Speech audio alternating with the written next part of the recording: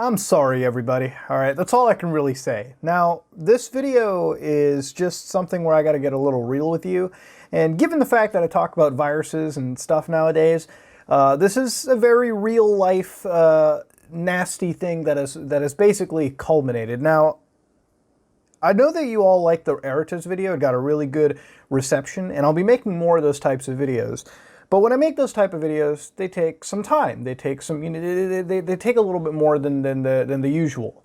And for that, a sponsor really helps. It means that, I can stave off the YouTube demonetization, the video makes sense, the amount of time and effort put into it works out. That's kind of how it is.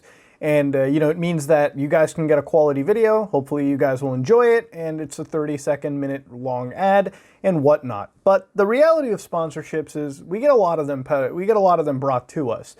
And I don't accept a lot of them. When it comes down to the cringy mobile game and whatnot, I don't care too much. And usually I have this rule: if I do take a sponsor, it means I take something that I personally believe in, something that I use, because at the end of the day, it's not just the money that really matters, it's the image that I'm giving out to you. Look, I like to have this as sort of a family type deal. When I talk about viruses, things like that, protection, I'm genuine with you guys, okay? Like, I really want to be transparent and upfront. And the reality is, when something happens in the sponsor world, when I bring out something and some controversy comes out because of it, then it's better to be transparent than to shut the fuck up about it. Now, ladies and gentlemen, the sponsorship we had for Eritas was NordVPN. As soon as I uploaded that video, the next day, literally, something happened where a company that was involved with internet security, VPN, virtual private network technology, had suffered a massive, suffered some form of a intrusion on their network. Now, that's a pretty bad thing to happen, all right? That's pretty terrible. But I wanted to go over it all, and I wanted to sort of turn this into kind of a learning experience, bring something out of it. But ladies and gentlemen, this is ultimately a pretty serious topic.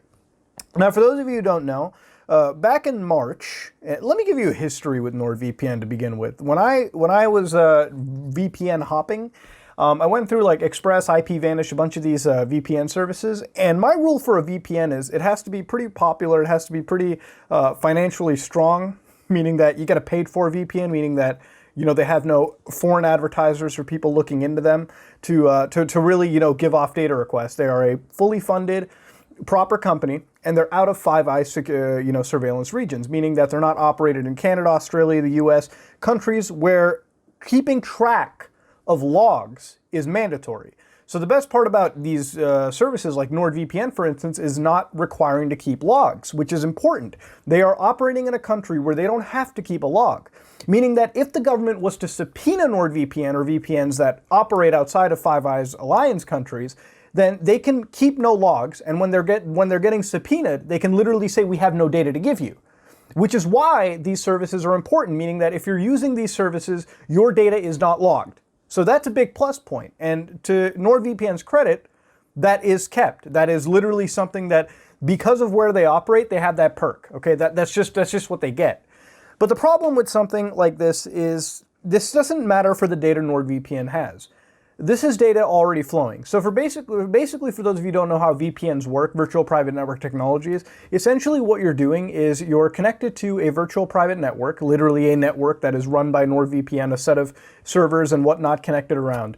The reality is you are creating a pipeline between you and Nord. Your internet traffic, the data packets you send, are encrypted in such a way by NordVPN that your ISP will look at those data packets, but they are unable to read into them. Governments and whatnot cannot spy on you. That is information between you and NordVPN.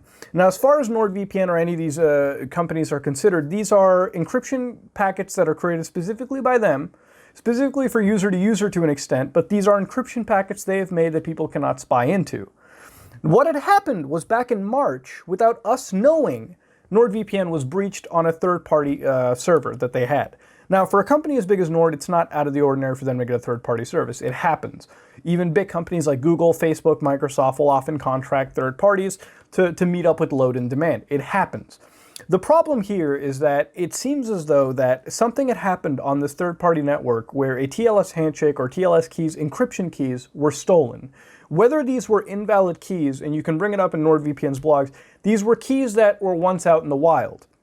Now, using clever man-in-the-middle attacks, which are basically infiltrating a connection between one end to another end and spying on it in the middle, you can, using a very compromised network, basically, if the stars align, you may be able to get information from you and your VPN, basically rendering the product effectively useless. Because if your goal is anonymity, you may be compromised. Now, of course, the way you can get compromises is through a nasty system administrator who works with a hacker, responding to any form of a phishing email that has an embedded virus within it that you open up, launches a payload, and bam, you're infected.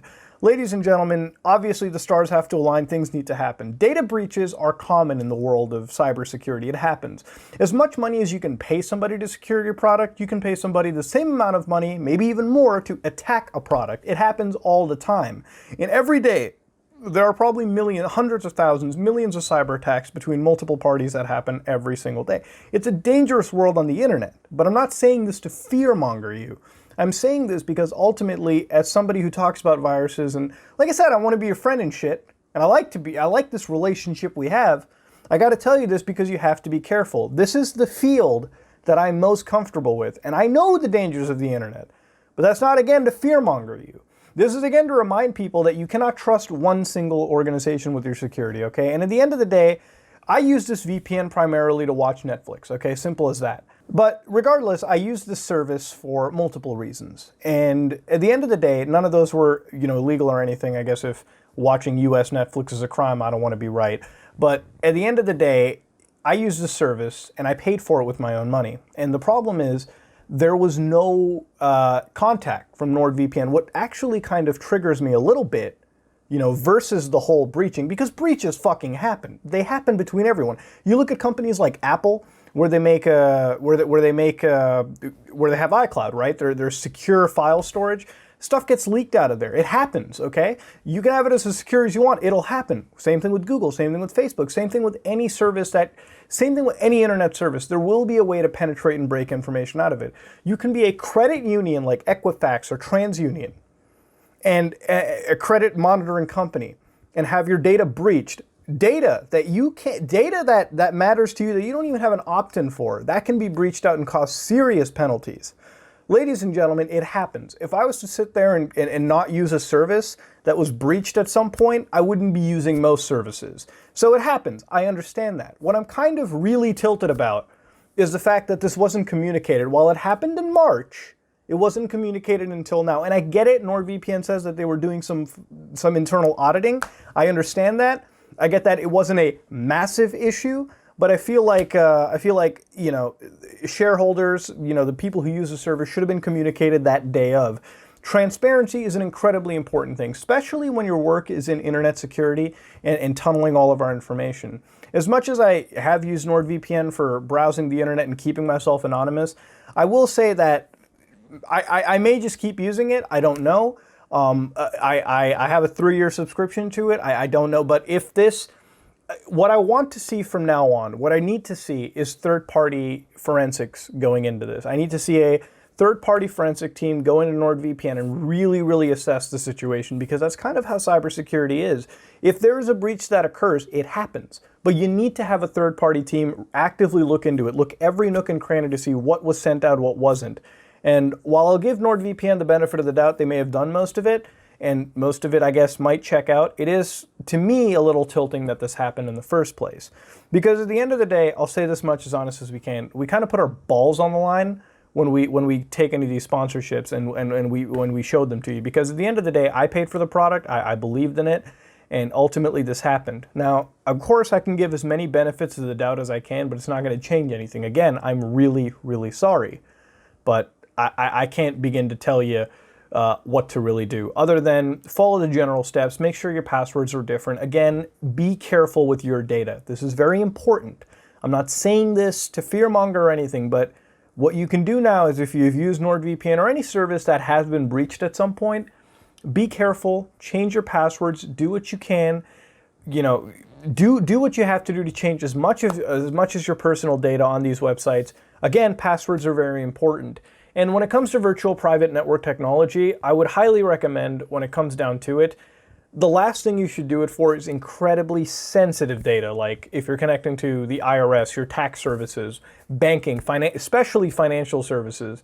I would say keep that on VPN for all I care. I don't know. I wouldn't tunnel it through any VPN service or whatnot. Really, really sensitive data like that. But at the end of the day, ladies and gentlemen, I'm sure this NordVPN story is going to evolve as time goes on. And I may cover it, I may not. I may look into it. But right now, I just wanted to do this video for like transparency's sake, because it really is important that I come across to you as honest and open as I can. Look, I don't take sponsorships very often, and of course the one time I did, again, this happened. Now, I'm going to give NordVPN the benefit of the doubt. They've been very communicative with me over email. We'll see what goes on. We'll see what happens later on. We'll see how this plays out. But ladies and gentlemen, if you have used the service, even if it was taken from the sponsorship I put on, you may be safe. I mean, this was probably plugged up a while ago, but I would still make sure to check my passwords, general things like that, and understand that just by using a VPN, you're not entirely safe. Again, when you're using a VPN, you're putting your entire trust into the tunnel you create between you and a third-party company. Also think about that in mind when you're funneling the type of data that you are. That being said, though, ladies and gentlemen, I want to play this by ear, see how it comes out. But again, this was a transparency video. I'm a little tilted that this information wasn't brought to the forefront. You know, the people that I worked with weren't even notified about this until this article came out. And at the end of the day, if something happens in March when it comes to internet security, I would prefer that the information is brought up to the public as soon as possible. But ladies and gentlemen, that being said, this is me, Mudhar, and if you like what you saw, please like, comment, and subscribe. Dislike it if you dislike it. I am out.